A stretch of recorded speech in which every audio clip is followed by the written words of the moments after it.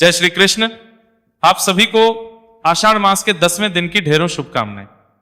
प्रिय भक्तों, इससे पहले की वीडियो को इतना अपार प्रेम देने, अपने अमूल्य कमेंट्स के माध्यम से हमें प्रोत्साहित करने और इस दिव्य कथा को अधिक से अधिक भक्तों तक पहुंचाने के लिए आप सभी का हृदय से धन्यवाद। भगवान शिव और मां गौतमी गंगा की कृपा आप सभी पर सदैव बनी रहे। पिछले अध्याय में आपने अग्नि तीर्थ और जन्मोचन तीर्थ की अद्भुत महिमा का श्रवण किया था। आपने जाना था कि किस प्रकार इन पवित्र तीर्थों में स्नान, दान और श्रद्धा से किया गया पुण्य मनुष्य के समस्त क्षणों और पापों का नाश कर देता है। आज की कथा उससे भी अधिक अद्भुत और रहस्यमयी है। आज हम जानेंगे सुपर्णा संगम, काद्रवा संगम, पुरुरवा तीर्थ, ब्रह्म तीर्थ और पंचतीर्थ की दिव्य महिमा, जिनका स्मरण मात्र मनुष्य को दुर्लभ पुण्य प्रदान करता है। तो आइए श्रद्धा और भक्ति के साथ कथा का आरंभ करते हैं। देवर्षि नारद ने विनम्रता पूर्वक भगवान ब्रह्मा जी को प्रणाम किया और बोले, हे पितामह, आपने अब तक गोदावरी तट पर स्थित अनेक दिव्य तीर्थों का महात्म्य सुनाकर मेरे मन को परम आनंद से भर दिया। यदि आपकी कृपा हो तो अब उन अन्य महान तीर्थों की महिमा भी सुनाइए, जिनके स्मरण मात्र से मनुष्य के जन्म जन्मांतर के पाप नष्ट हो जाते हैं। ब्रह्मा जी प्रसन्न होकर बोले, वत्स नारद, अब मैं तुम्हें ऐसे दिव्य तीर्थों का वर्णन सुनाता हूं जिनकी महिमा देवता भी गाते हैं।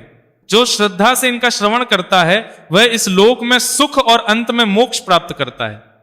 ब्रह्मा जी आगे कहने लगे, हे नारद, इसके आगे सुपर्णा संगम और काद्रवा संगम नाम के दो अत्यंत पवित्र तीर्थ हैं। वहां स्वयं भगवान महेश्वर गौतमी गंगा के तट पर विराजमान रहते हैं। उस पवित्र क्षेत्र में अनेक दिव्य कुंड स्थित हैं। अग्निकुंड, रुद्रकुंड, विष्णु कुंड, सूर्य कुंड, सोम कुंड, ब्रह्म कुंड, कुमार कुंड, वरुण कुंड, इन सभी कुंडों में देवताओं ने तप किया है और इन्हें अपने तेज से पवित्र बनाया है। इसी स्थान पर अप्सरा नाम की पुण्य नदी आकर गौतमी गंगा में मिलती है। ब्रह्मा जी बोले, जो मनुष्य श्रद्धा पूर्वक इन तीर्थों का केवल स्मरण भी करता है वह महान पुण्य का भागी बनता है, और जो वहां स्नान, दान, जप, हवन तथा भगवान शिव का पूजन करता है उसका जीवन धन्य हो जाता है। इसके आगे स्थित है पुरुरवा तीर्थ। ब्रह्मा जी बोले, हे नारद, अब मैं तुम्हें पुरुरवा तीर्थ की महिमा सुनाता हूं। इसका केवल स्मरण ही मनुष्य के बड़े बड़े पापों का नाश कर देता है। प्राचीन काल में चंद्रवंश के महान प्रतापी राजा पुरुरवा एक दिन ब्रह्मलोक में भगवान ब्रह्मा की दिव्य सभा में पहुंचे। वहां उन्होंने एक अनुपम तेजस्विनी देवी को देखा। उसका सौंदर्य ऐसा था कि पूरी सभा उसके दिव्य प्रकाश से आलोकित हो रही थी। राजा पुरुरवा आश्चर्यचकित होकर अप्सरा उर्वशी से बोले, देवी, यह दिव्य स्वरूप वाली अलौकिक तेज से युक्त देवी कौन है? इनके समान सुंदरता तो मैंने कभी नहीं देखी।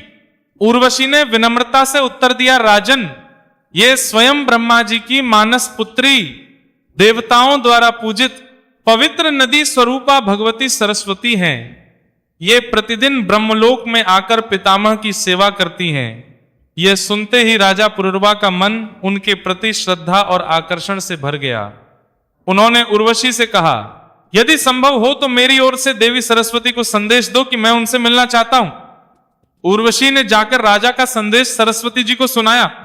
ब्रह्म कुमारी सरस्वती ने राजा की विनम्रता देखकर उनका निमंत्रण स्वीकार कर लिया। कुछ समय बाद वे पृथ्वी पर आईं और गौतमी गंगा के तट पर राजा पुरुरवा के साथ रहने लगी।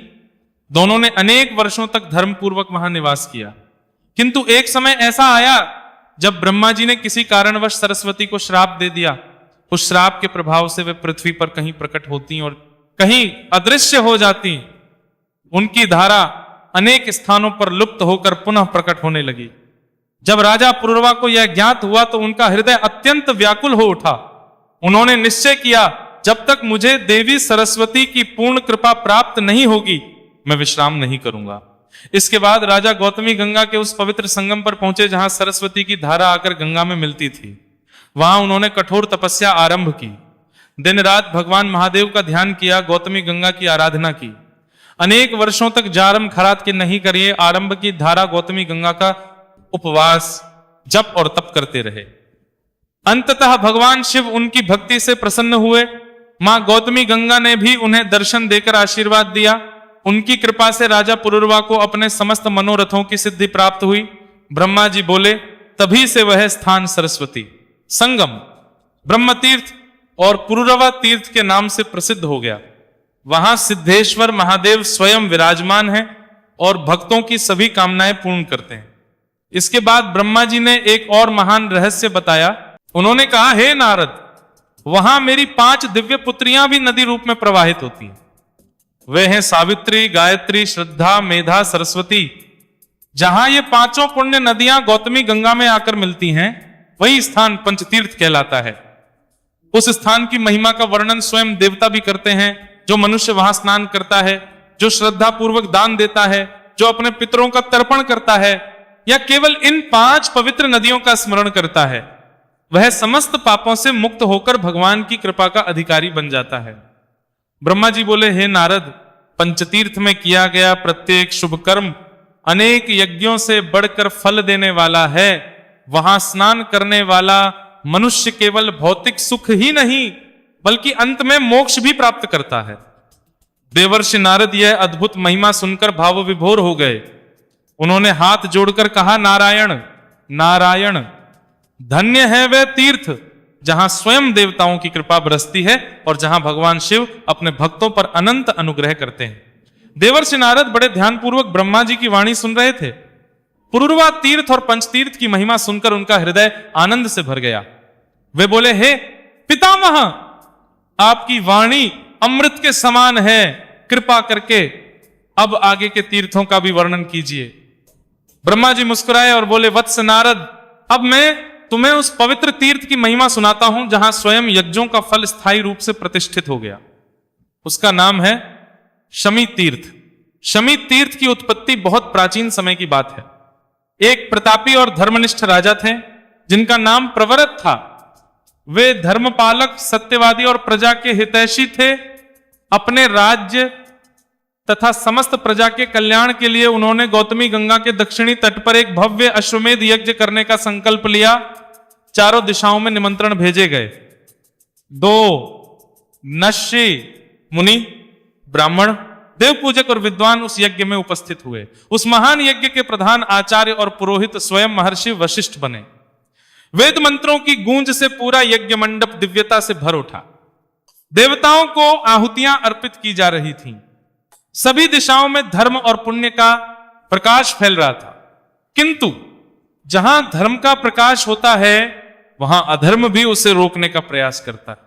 दानव हिरण्यक का आक्रमण, उसी समय हिरण्यक नाम का एक अत्यंत बलवान दैत्य अपनी विशाल सेना के साथ वहां आ पहुंचा। उसका उद्देश्य यज्ञ को नष्ट करना था।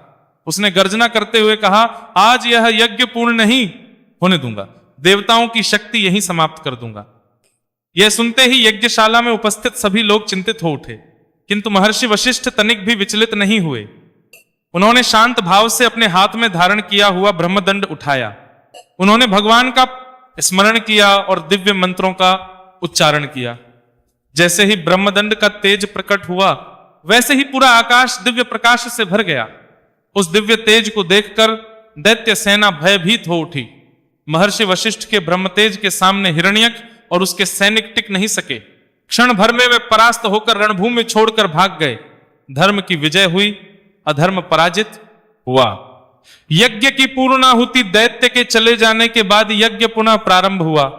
वेद मंत्रों की ध्वनि पहले से भी अधिक प्रभावशाली हो गई। समस्त देवता अदृश्य रूप से वहां उपस्थित होकर आहुतियां स्वीकार करने लगे। अंततः वह महान अश्वमेध यज्ञ पूर्ण हुआ।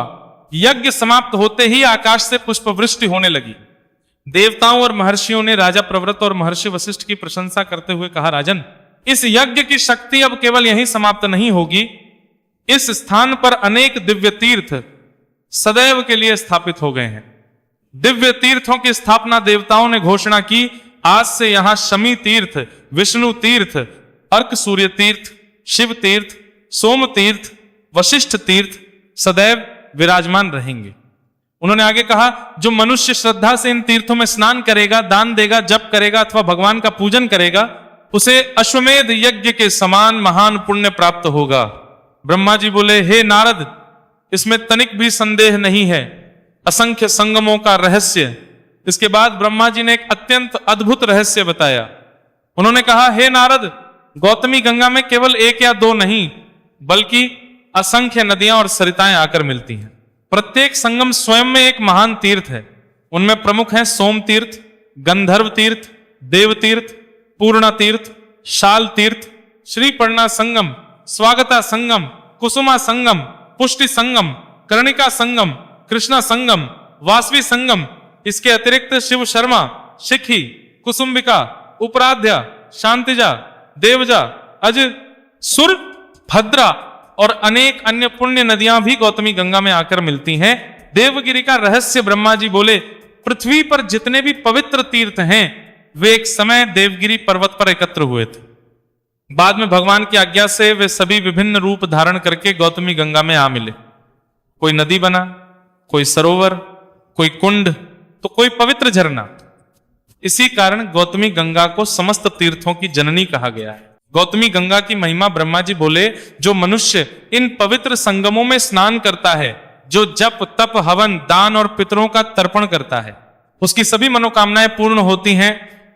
और जो केवल श्रद्धा से इन तीर्थों के नामों का स्मरण करता है, वह भी अपने पापों से मुक्त होकर अंत में भगवान विष्णु के परम धाम को प्राप्त होता है। देवर्षि नारद यह अद्भुत रहस्य सुनकर भाव विभोर हो गए। उन्होंने हाथ जोड़कर कहा, नारायण नारायण, धन्य है गौतमी गंगा, जहां स्वयं समस्त तीर्थ आकर निवास करते हैं। धन्य है वे भक्त जिन्हें इन दिव्य स्थानों की महिमा सुनने और समझने का सौभाग्य प्राप्त होता है। ब्रह्मा जी मुस्कुराए और बोले, वत्स, अभी इससे भी अधिक अद्भुत कथा शेष है। अब मैं तुम्हें वृद्धा संगम की ऐसी कथा सुनाऊंगा जिसे सुनकर मनुष्य का हृदय भक्ति और करुणा से भर उठता है। भगवान श्री राम, माता सीता और लक्ष्मण जी ने महर्षि मार्कंडेय के उपदेशानुसार विधि विधान से महाराज दशरथ का श्राद्ध संपन्न किया, ब्राह्मणों को भोजन कराया, पितरों का तर्पण किया और सभी ऋषियों का सम्मान किया। जब सभी महर्षि वहां से विदा हो गए तब श्री राम ने माता सीता से पूछा, प्रिय, जब सभी ऋषि यहां उपस्थित थे तब तुम उनसे दूर क्यों चली गई थी? तुमने अपने आप को वृक्षों की ओट में क्यों छिपा लिया? तब माता सीता ने अत्यंत विनम्रता से कहा, नाथ, मैंने एक अद्भुत दृश्य देखा था। आपके द्वारा जैसे ही महाराज दशरथ का नाम लिया गया, उसी क्षण स्वयं स्वर्गवासी महाराज दशरथ वहां पधार गए। उनके साथ 2 दिव्य पुरुष भी थे। वे तीनों तेजस्वी स्वरूप धारण किए हुए ब्राह्मणों के बीच विराजमान थे और आपके द्वारा अर्पित श्राद्ध को स्वीकार कर रहे थे। मैंने अपने पिता तुल्य महाराज को प्रत्यक्ष देखकर लज्जा के कारण स्वयं को उनके सामने उपस्थित करना उचित नहीं समझा, इसीलिए मैं दूर हट गई और आप अकेले ही संपूर्ण श्राद्ध विधि संपन्न करते रहे। सीता जी के ये वचन सुनकर श्री राम का हृदय आनंद से भर गया। उन्होंने प्रेम पूर्वक सीता जी को अपने हृदय से लगाया और कहा, देवी, आज हमारा श्राद्ध पूर्णतः सफल हुआ। हमारे पिताश्री ने स्वयं इसे स्वीकार किया है। इससे बड़ा सौभाग्य और क्या हो सकता है? उसके बाद तीनों ने वहीं रात्रि विश्राम किया। प्रातःकाल ब्रह्म मुहूर्त में उठकर स्नान किया और पुनः पुष्कर तीर्थ की यात्रा के लिए चल पड़े। कुछ दूरी चलने के बाद वे ज्येष्ठ पुष्कर पहुंचे। जैसे ही श्री राम उस पवित्र तीर्थ के समीप पहुंचे, आकाश से दिव्य वाणी सुनाई दी, रघुनंदन, तुम्हारा कल्याण हो। यह अत्यंत दुर्लभ और परम पवित्र तीर्थ है। कुछ समय तक यहीं निवास करो, क्योंकि आगे चलकर तुम्हें देवताओं का महान कार्य संपन्न करना है और दुष्ट राक्षसों का विनाश करना है। दिव्यवाणी सुनकर श्री राम अत्यंत प्रसन्न हुए। उन्होंने लक्ष्मण से कहा, भैया लक्ष्मण, यह स्थान अत्यंत पवित्र है। मेरी इच्छा है कि हम यहां 1 मास तक रहकर व्रत तप और भगवान की आराधना करें। लक्ष्मण ने हाथ जोड़कर कहा, जैसी आपकी आज्ञा प्रभु। इसके बाद तीनों ने वहीं एक आश्रम बनाया और 1 महीने तक नियम पूर्वक व्रत जप तप तथा देव पूजन करते रहे। समय पूर्ण होने पर वे पुष्कर क्षेत्र की सीमा पर स्थित मर्यादा पर्वत की ओर चले। वहीं भगवान शिव का एक दिव्य स्थान था, जहां देवता भी दर्शन करने आते थे। श्री राम ने दूर से ही भगवान शंकर को प्रणाम किया। जैसे ही उनकी दृष्टि शिवलिंग पर पड़ी, उनके शरीर में रोमांच छा गया। उनकी आंखों से प्रेमाश्रु बहने लगे और वे गहन भक्ति में लीन होकर भगवान महादेव की स्तुति करने लगे। भगवान श्री राम ने अत्यंत श्रद्धा और भक्ति से भगवान महादेव की स्तुति की। उन्होंने कहा, हे देवादिदेव महेश्वर, आप ही संपूर्ण चराचर जगत के आदि, मध्य और अंत हैं। आप ही सृष्टि के रक्षक और संहार करता हैं। आपके बिना इस संसार का कोई अस्तित्व नहीं। जो मनुष्य आपकी शरण में आता है, उसके समस्त भय दूर हो जाते हैं आपने ही गंगा को अपनी जटाओं में धारण किया, कालकूट विष का पान कर संसार की रक्षा की और अपने भक्तों की रक्षा के लिए सदैव तत्पर रहे। हे नीलकंठ, मैं आपकी शरण में आया हूं, मुझे धर्म की रक्षा करने की शक्ति प्रदान कीजिए ताकि मैं अधर्म का नाश कर सकूं। श्री राम की यह निष्कपट स्तुति सुनकर भगवान शिव अत्यंत प्रसन्न हुए। वे माता पार्वती तथा अपने गणों सहित वहां प्रकट हुए। भगवान शिव ने मुस्कुराते हुए कहा, रघुनंदन, मैं तुमसे अत्यंत प्रसन्न हूं। तुम स्वयं धर्म के स्वरूप हो। तुमने मनुष्य रूप धारण करके देवताओं का महान कार्य करने का संकल्प लिया है। रावण और उसके समान सभी अधर्मियों का अंत तुम्हारे ही हाथों होगा। तुम्हारी विजय निश्चित है। 14 वर्ष का वनवास पूर्ण कर तुम अयोध्या लौटोगे और धर्म की पुनः स्थापना करोगे। जो भी मनुष्य श्रद्धा से तुम्हारा स्मरण करेगा उसे अक्षय पुण्य और परम कल्याण प्राप्त होगा। भगवान शिव के ये वचन सुनकर श्री राम ने पुनः उन्हें साष्टांग प्रणाम किया। फिर भगवान शिव अंतर्ध्यान हो गए। इसके पश्चात श्री राम, माता सीता और लक्ष्मण आगे की यात्रा पर निकल पड़े। वे इंद्रमार्गा नदी पहुंचे जहां श्री राम ने अपनी जटाएं बांधी। इसके बाद तीनों मां नर्मदा के पावन तट पर पहुंचे। वहां स्नान करके उन्होंने देवताओं और पितरों का तर्पण किया तथा भगवान सूर्य सहित समस्त देवताओं को प्रणाम किया। उस समय श्री राम का स्वरूप अत्यंत दिव्य प्रतीत हो रहा था। जिस प्रकार भगवान शंकर माता पार्वती और भगवान कार्तिकेय के साथ शोभा पाते हैं, उसी प्रकार श्री राम माता सीता और लक्ष्मण के साथ नर्मदा तट पर सुशोभित हो रहे थे।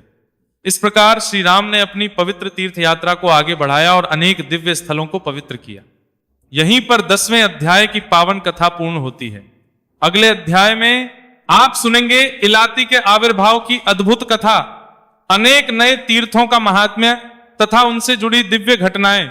यदि आपको यह पावन कथा पसंद आई हो तो इसे अपने परिवार और मित्रों के साथ अवश्य साझा करें। भगवान शिव, भगवान श्री राम और मां गौतमी गंगा की कृपा आप सभी पर सदैव बनी रहे।